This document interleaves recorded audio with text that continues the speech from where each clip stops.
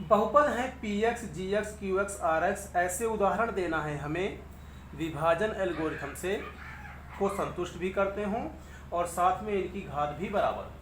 क्या कह रहा है ये कह रहा है कि जैसे हम डिवाइड करते हैं तो ये भाज्य है, ये भाजक है,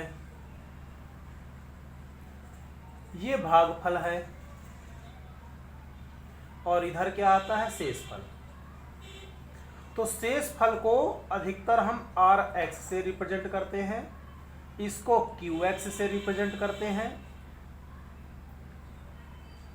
इसको जी एक्स से रिप्रेजेंट करते हैं और इसको अधिकतर पी एक्स से रिप्रेजेंट करते हैं।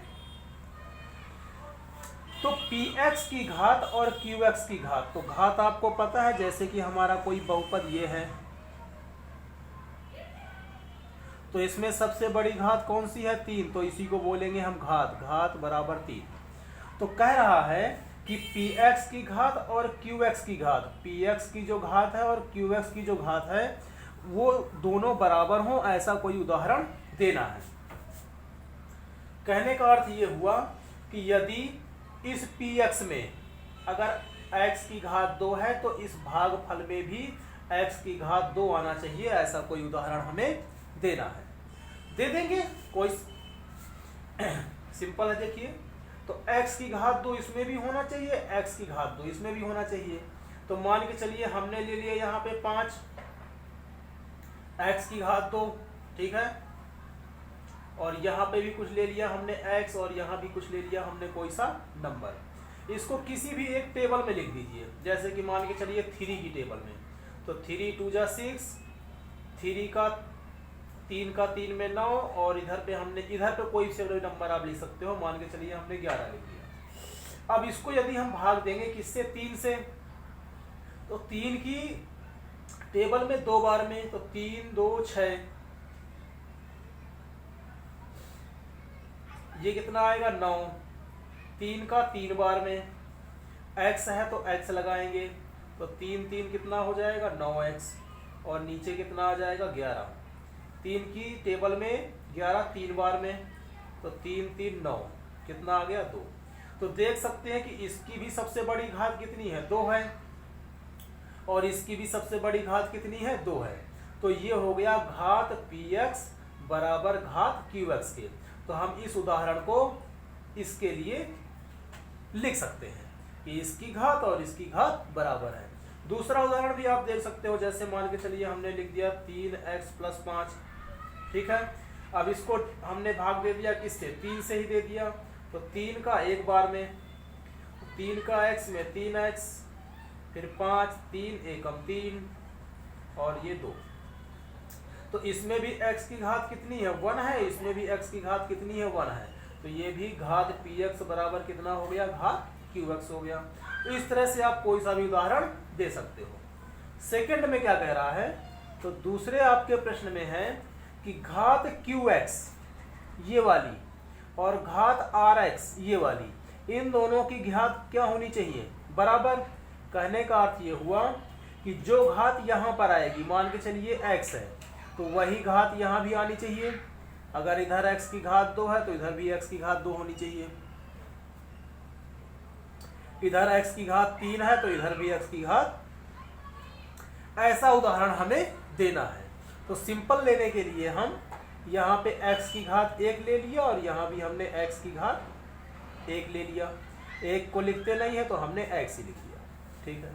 अब आपको पता होगा कि यहाँ का जो नंबर होता है उससे बड़ा ये नंबर होता है। हमें सिखाया जाता है कि जैसे कोई नंबर है 8, उसका डिवाइड करते करते करते यहाँ पे जो नंबर आना चाहिए शेषफल में, वो 8 से हमेशा कम आना चाहिए। ऐसे ही सिखाया जाता है हमें कि ये जो नंबर है वो 8 से कम आना चाहिए। 7 6 5 कितना भी आ सकता है, लेकिन 8 के बराबर नहीं आ सकता, 8 से बड़ा नहीं आ सकता। ऐसा हमें बचपन से सिखाया जा रहा है।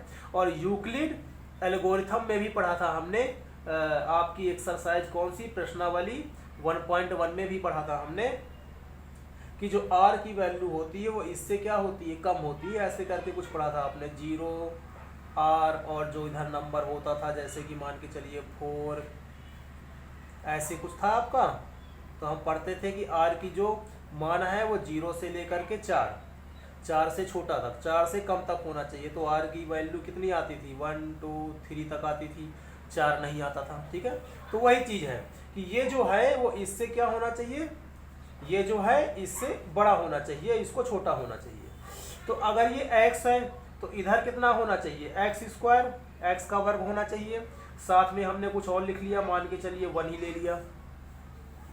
अब इसको भाग देना है, इससे भाग देना है इसको, तो ये नंबर इससे भी बड़ा होना चाहिए। तो हमने मान लिया 3 4 5, 2 से बड़ा ही लेना है, तो 2 से बड़ा 3, और सिंपल लेने के लिए हमने 3 ही लिया है। तो ये हो गया 4x + 5, मान के चलिए ये हो गया। ठीक है, वर्ग भी कर सकते हो, तो 5x प्लस मान के चलिए हमने 6 ले लिया। अब इसको भाग करके दिखा देना है, तो x की घात 2 x, तो x का x में होगा तो x की घात 3, x का 1 में करेंगे तो कितना आएगा, x आएगा। x को लिखेंगे x के नीचे। ठीक है, कितना आएगा, प्लस का माइनस, ये 0 हो जाएगा। 4x की घात 2 बचेगा। 5x में 1x घटाएंगे तो कितना आ जाएगा, 4 आ जाएगा। तो ये हो जाएगा आपका 4x और ये हो जाएगा 6। 1 है 4 है, 4 बार में जाएगा। ठीक, तो 4 का x की घात 2 से करेंगे तो यही आएगा, 4 का 1 से करेंगे तो 4 आएगा। ये भी नंबर, तो नंबर को नंबर के नीचे लिख दिया।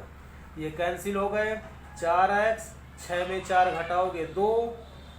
अब ये x की घात 2 है, ये x की घात 1 है, आगे भाग नहीं होगा।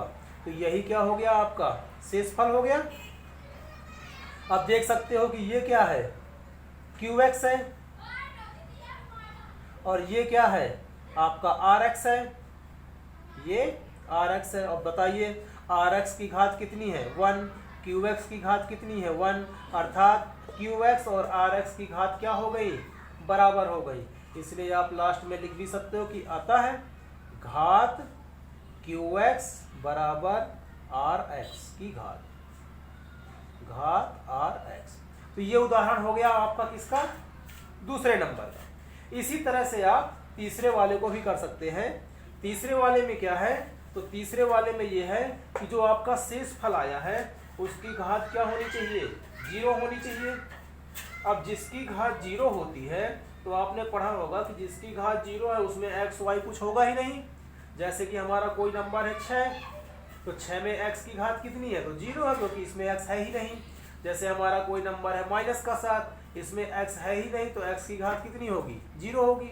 अर्थात जो हमारा शेषफल आना है वो शेषफल क्या आना चाहिए, कोई सा भी एक नंबर आना चाहिए, कोई सा भी एक